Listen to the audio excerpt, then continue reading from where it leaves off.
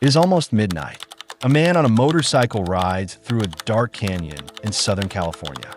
He passes a massive concrete dam, glances at it, sees nothing wrong, and keeps riding. 30 seconds later, he hears a deep rumbling from the hills.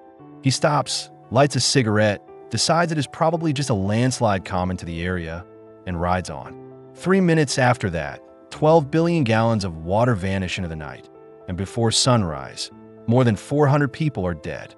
If you want to understand how that is even possible, you need to stay until the very end of this video, because the answer reaches much further back than that canyon, and it is not what you think.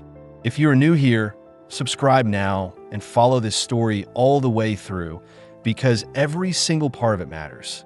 To understand what happened in that canyon, you first have to understand the man who put the dam there. Because this story is not really about concrete and water. It is about one man, an extraordinary amount of power, and what happens when no one in the world is allowed to question you. In the late 1870s, a young Irishman arrived in Los Angeles, having worked his way across the Atlantic, through Panama, and up the California coast. His name was William Mulholland, and he had almost nothing to his name. He was self-educated, relentlessly curious, and utterly in love with the small, dusty city he had just arrived in. Los Angeles at that time was barely a town. The streets were unpaved. The Los Angeles River, which wound through the flatlands, was the city's entire water supply, and it was already struggling to keep up with even the modest demands placed on it. Mulholland took a job as a ditch digger for the private water company that managed the city's supply. He dug trenches, maintained pipes, and spent every spare moment reading engineering manuals, geology texts, mathematics, hydrology. He was entirely self-taught, but he had a mind that absorbed technical knowledge the way dry ground absorbed water. Over the next 2 decades, he worked his way up to become the superintendent of the city's entire water operation. When Los Angeles municipalized its water department, Mulholland was appointed its first chief engineer. He had gone from immigrant labor to the most powerful water official in the American West without ever setting foot in a university. By the early 1900s, the city was growing at a pace no one had predicted. People poured in from the east, drawn by the climate and the promise of something new. And the more people came, the more Mulholland could see the future collapsing under one problem. There was not enough water. The Los Angeles River could not sustain a great city. If nothing changed, the growth would stop. Mulholland was not the kind of man who accepted limitations. He began looking north toward the Sierra Nevada, where snowmelt fed a long river through a remote agricultural valley called the Owens Valley, more than 200 miles away. In Mulholland's mind, that water belonged to Los Angeles. What followed was one of the most audacious engineering plans in American history. Mulholland and a former mayor traveled secretly to the Owens Valley and quietly began purchasing land and water rights from farmers who had no idea what the city intended. By the time the valley understood what was happening, it was too late. The backlash was fierce. As Los Angeles extracted more water, the valley dried out. Farms failed. Towns shrank. Some residents dynamited sections of the aqueduct at night. Others seized key infrastructure and shut off the flow entirely. The national press called it a low-grade civil war, and Mulholland responded with armed guards along hundreds of miles of pipe. But none of that stopped him.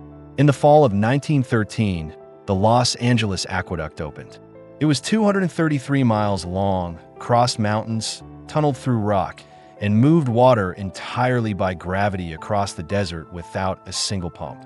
At the time, it was the longest aqueduct in the world, and it had been completed on time and under budget. At the dedication ceremony, standing before a crowd of thousands as water poured into the San Fernando Valley for the first time, Mulholland turned to the crowd and said simply, "There it is, take it."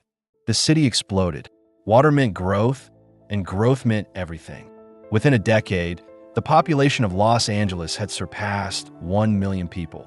New neighborhoods spread across land that had previously been too dry to develop. Agriculture transformed the valleys. Mulholland was celebrated everywhere as the man who had made it all possible.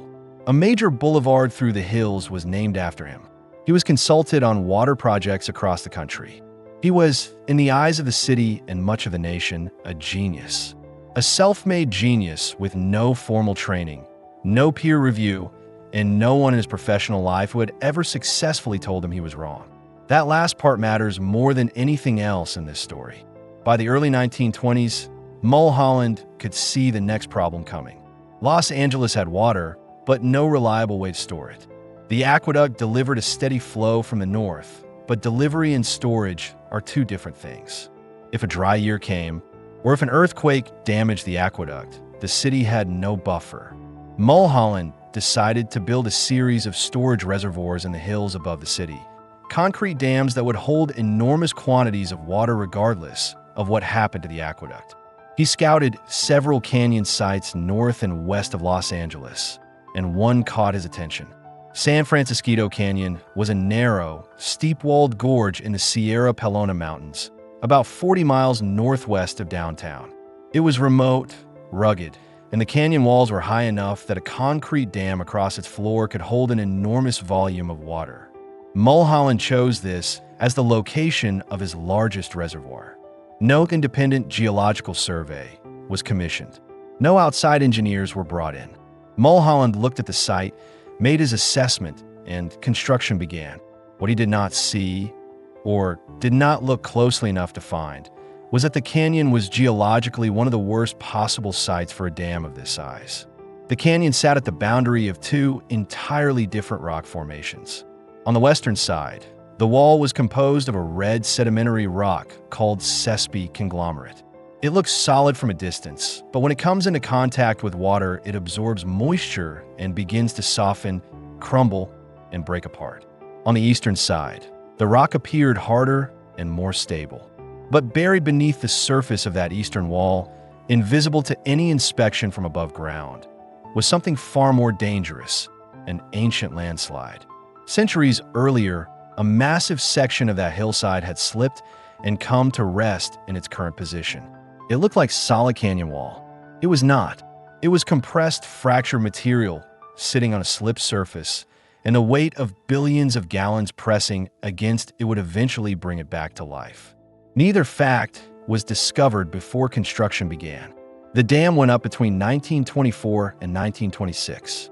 It was a concrete gravity arch structure, meaning it relied on its own immense weight to resist the pressure of the water behind it. When finished, it stood 205 feet high and stretched 700 feet across the canyon. 175,000 cubic yards of concrete had gone into it. There was no reinforcing steel, no drainage galleries for internal inspection, no cut-off walls to prevent water seeping beneath the foundation.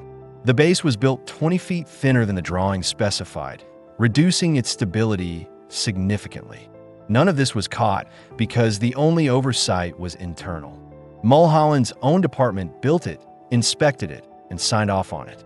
Midway through construction, Mulholland raised the dam's height by 10 feet to expand the reservoir's capacity.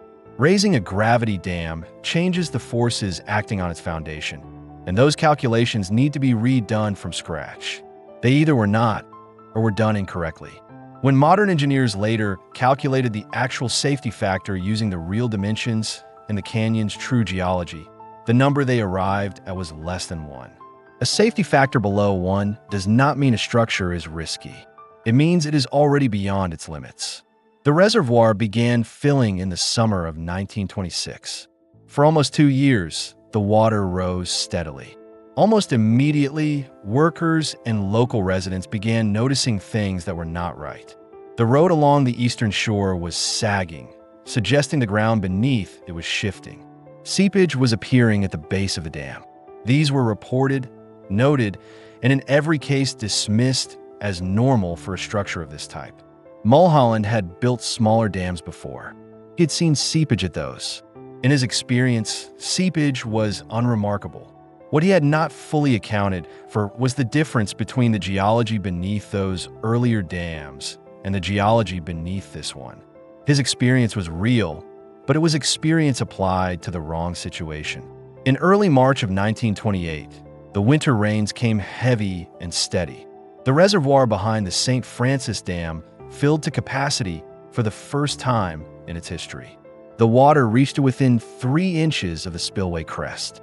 12 billion gallons sat behind 205 feet of concrete on a foundation that was already failing. The morning of March 12, 1928 began like any other morning in San Francisco Canyon. The canyon was quiet, as it always was. The dam sat at its northern end, enormous and gray, holding back the full reservoir. Below it, roughly a quarter of a mile downstream, a small cluster of buildings sat on the canyon floor. One of them was the home of the dam keeper, a man named Tony Harnischfeger.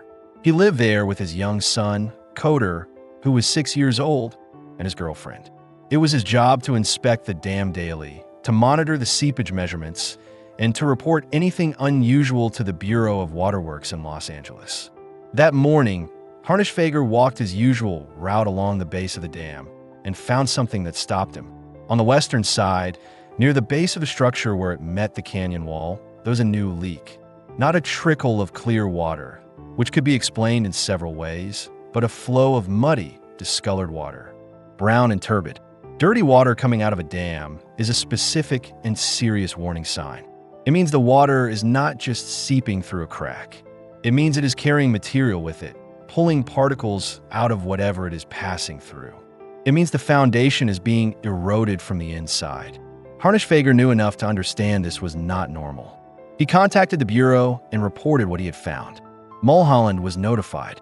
He drove out to the canyon himself, accompanied by his chief assistant Harvey Van Norman. The two men spent nearly 2 hours at the dam. They examined the leak. They watched it.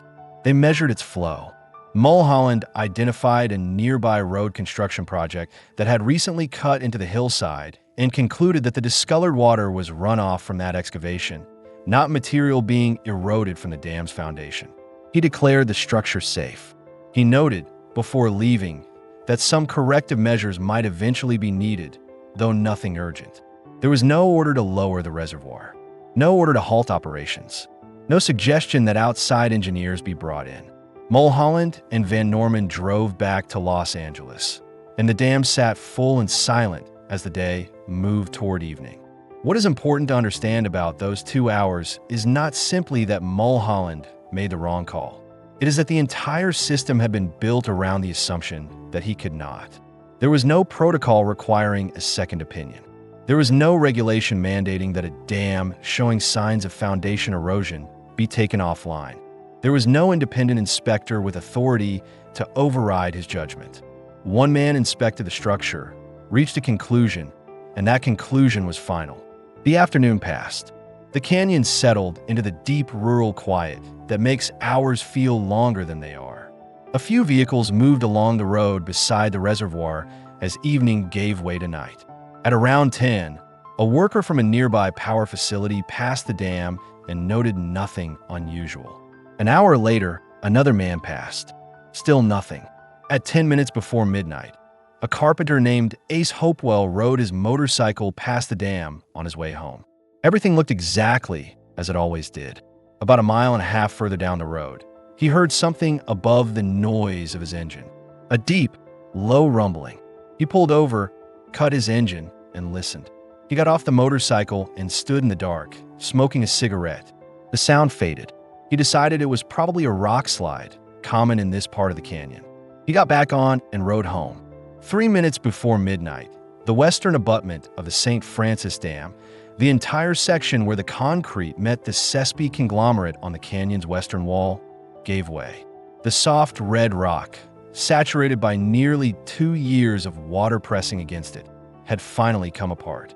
Almost simultaneously, on the eastern side, the ancient landslide buried beneath the canyon wall, reactivated by the immense pressure of the full reservoir bearing down on it, sheared away from the slope.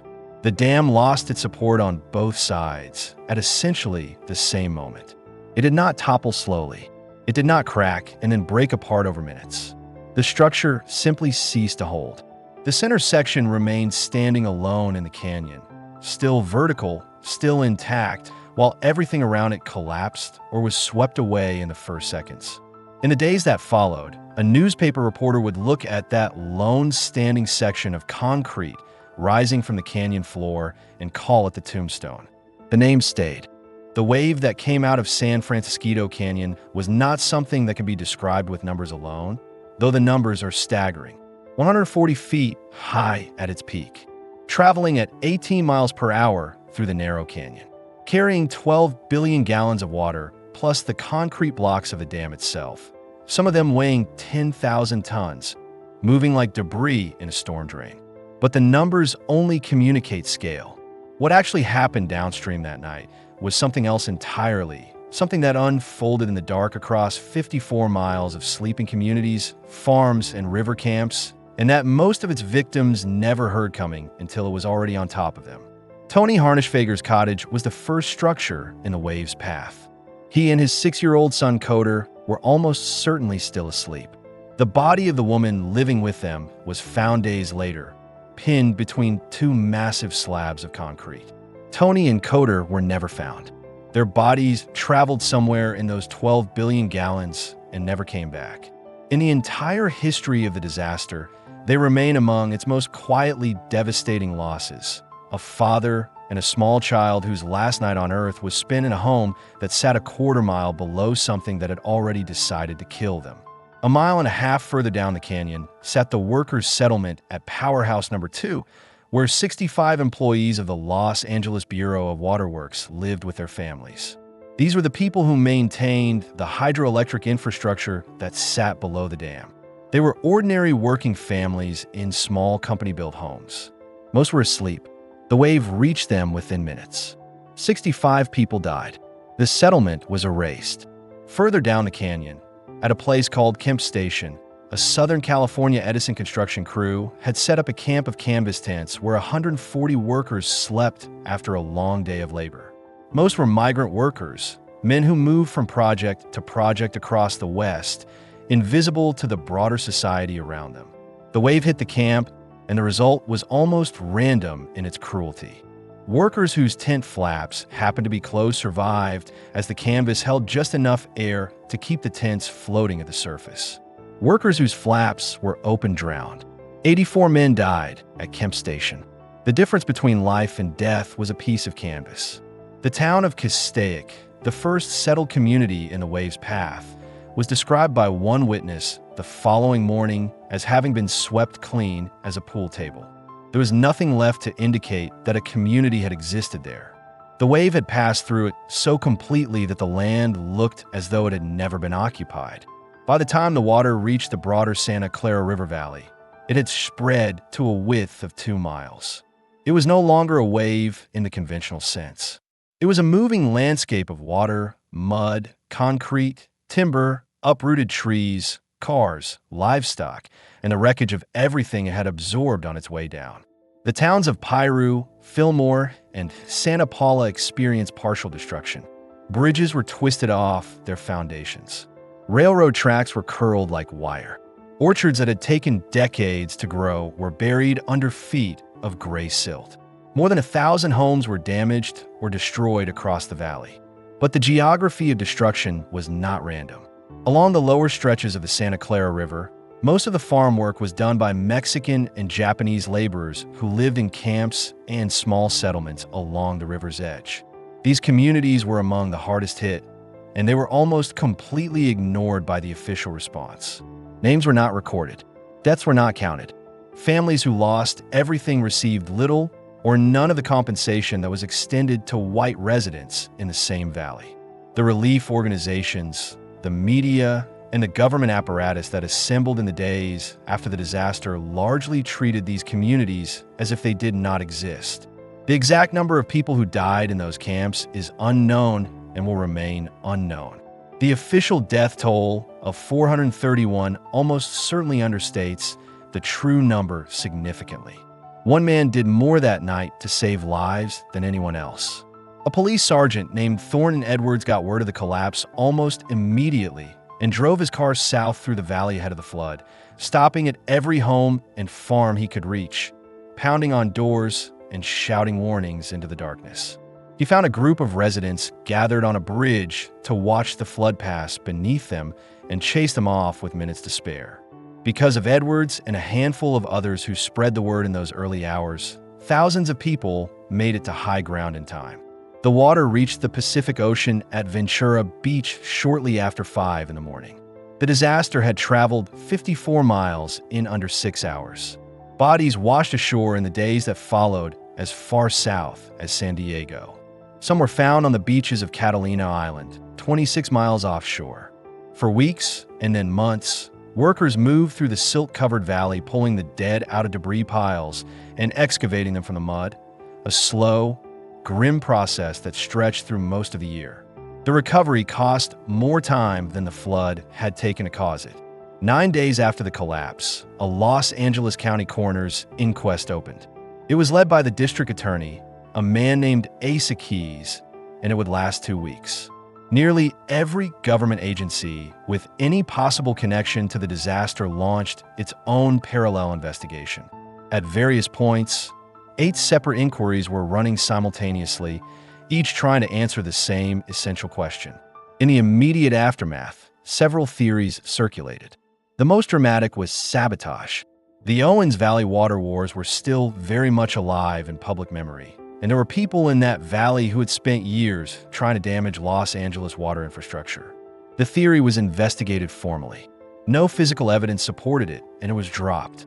Other theories included a hidden earthquake, faulty concrete, and errors in the aggregate mixture used during construction. The concrete theory generated one of the more memorable moments of the inquest when District Attorney Keys took a piece of the collapsed dam, placed it in a glass of water on the table in front of the jury, and let it sit. By the time testimony concluded for that session, the concrete had begun to visibly dissolve. It was a powerful demonstration, though later analysis suggested the concrete itself was not the primary cause. It was simply one of many things that should not have been there. What the various commissions eventually agreed on, despite some differences in emphasis, was that the foundation beneath the dam was the fundamental problem. The western abutment had been anchored in rock that softened and disintegrated when saturated. The eastern abutment had been built over an ancient landslide that no one had detected. Either of those conditions alone might have been manageable. Together, under a full reservoir for the first time, they were not.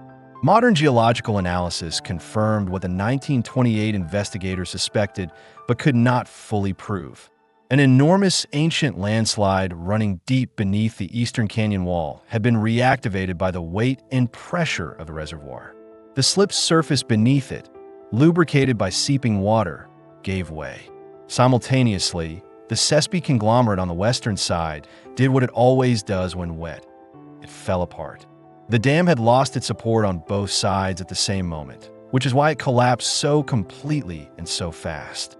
When Mulholland took the stand at the coroner's inquest, the room was quiet in a way that courtrooms rarely are. He was 72 years old. He had spent nearly half a century building the water infrastructure of one of the great cities of the world. He had designed aqueducts that were considered engineering wonders.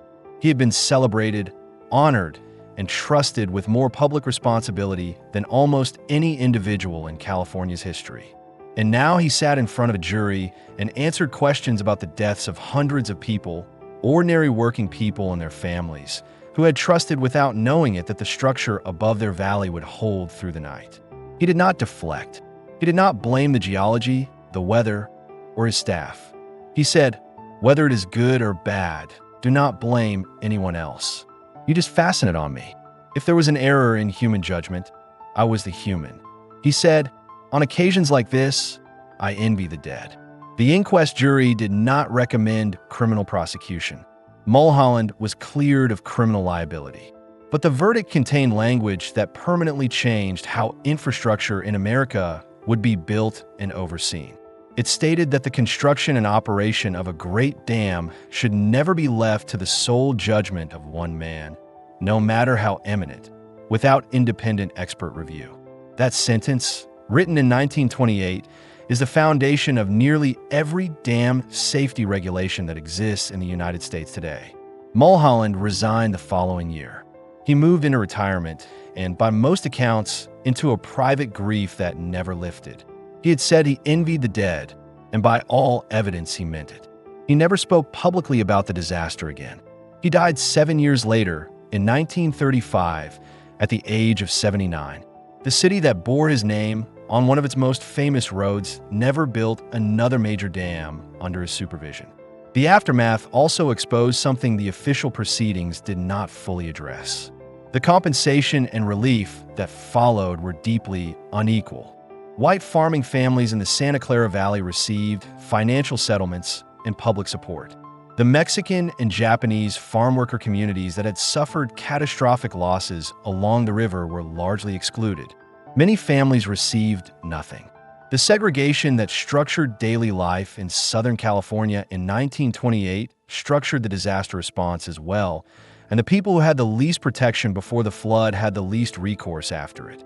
If you drove to San Francisco Canyon today, looking for the site of one of the deadliest civil engineering disasters in American history, you might drive right past it. There are no highway signs, no monument visible from the main road. The site sits on a bypass stretch of Old Canyon Road that most drivers never take. If you found it and got out of your car, you would see scattered concrete, eroded and overgrown, some historical markers, and fragments of the dam itself. Enormous chunks of gray concrete half buried in the hillside, left exactly where the flood deposited them nearly a century ago. One piece in particular, a section of the dam's face carried a full quarter-mile from the original structure, sits just off the road and is known locally as the Pyramid. From the highway, it looks like a natural rock formation. It is not. It is a fragment of the thing that killed 431 people, resting in the place where the water decided to leave it. High above the canyon floor, on a hillside well out of the old flood zone, there is a small cemetery. It holds 7 graves. They belong to the Ruiz family, every single member of them wiped out in a single night.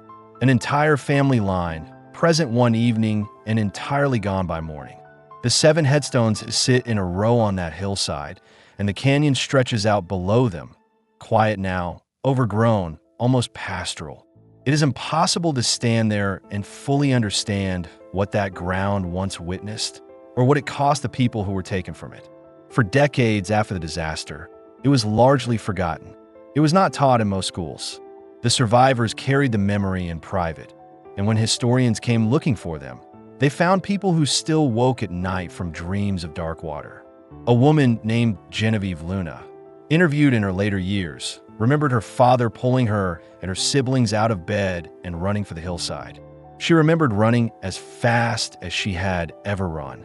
Another survivor, a young girl at the time named Soledad Luna, floated downstream on a mattress with her mother and siblings, holding on in the dark while the water carried them through what had been their valley. The tombstone, the single central section of the dam that remained standing after the collapse, became briefly a kind of grim tourist attraction. People drove out to see it. Souvenir hunters chipped pieces off it.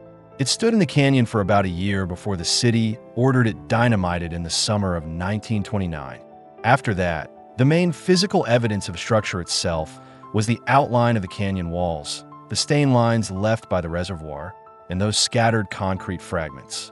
What the disaster left behind that could not be dynamited away was a changed understanding of how large infrastructure should be built and supervised. California passed new dam safety legislation in 1929, creating what would become the Division of Safety of Dams. For the first time, the state required independent engineering review of dam construction plans before work could begin and mandated ongoing inspection programs.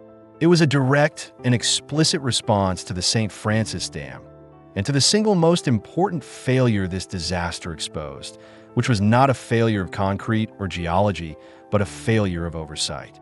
The idea that one man, no matter how capable, could design, build, inspect, and operate a structure holding billions of gallons of water above populated communities with no external review was finally recognized as unacceptable. That principle had to be purchased at the cost of more than 400 lives. There is a particular cruelty in the timing of the disaster. Mulholland had built the St. Francis Dam specifically as a backup system, a buffer against the possibility that an earthquake might damage the Los Angeles aqueduct and cut off the city's water supply. He built it as disaster preparedness. The dam itself became the disaster it was meant to prevent. In recent years, recognition of the site and the event has grown. In 2024, the United States Congress passed legislation designating the St. Francis Dam disaster site as a national monument. Nearly a century after the night, it became one of California's defining catastrophes. The canyon is finally, formally, being asked to hold the memory of what happened there. But monuments are built after memory fails. The people who survived knew they did not need a monument. They needed what every person who lives downstream of something built by human hands needs, and what 431 people in the Santa Clara Valley did not have on the night of March 12, 1928. They needed someone in authority who was willing to say, before it was too late, "I might be wrong. Let someone else check." William Mulholland was many things. He was brilliant. He was driven. He built a water system that made one of the great cities of the modern world possible. He was also a man who had been right so many times, celebrated so continuously, and questioned so rarely that the very idea of being wrong had become almost structurally impossible for him to hold. Not because he was dishonest or reckless, but because the system around him had removed every mechanism by which his errors could have been caught before they became catastrophic. He was the last check on himself. There was no other. And on the morning of March 12, 1928, standing at the base of a dam that was already failing, he looked at the dirty water pouring from the foundation, saw a road construction project, climbed back into his car, and drove to Los Angeles. That is the story of the St. Francis Dam. Not just a story about bad concrete or unstable rock, but a story about what happens when expertise becomes untouchable, when confidence hardens into certainty, and when the structures we build to protect ourselves are trusted entirely to one person who has never been given a reason to doubt himself. 431 people paid for that lesson with their lives. The canyon still holds their names, and it is still trying to make sure the rest of us remember what they cost.